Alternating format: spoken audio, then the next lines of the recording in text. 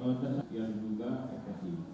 kurir narkoba lintas provinsi ini ditangkap petugas BNN Sumsel di Jalan Raya Palembang, Jambi, tepat di Desa 108 Kecamatan Babat Supat, Musi Banyuasin, Sumatera Selatan.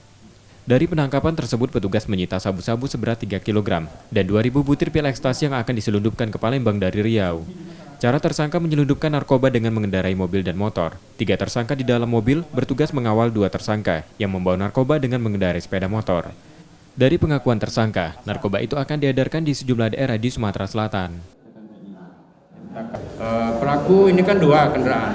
Kendaraan yang membawa barang sepeda motor, kendaraan pengawal di depan mobil ya.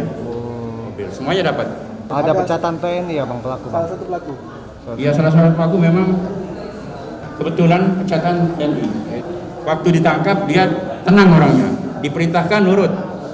Seperti orang terlatih gitu kan, maksudnya? Kaitan dengan yang kemarin, yang pengembangan yang kemarin. Jaringan yang sama atau beda? Ya, masih kita dalami. Kini 5 tersangka kurir ditahan di tahanan BNN Sumsel untuk proses hukumnya. Yudi Kiswanto, Kompas TV, Palembang.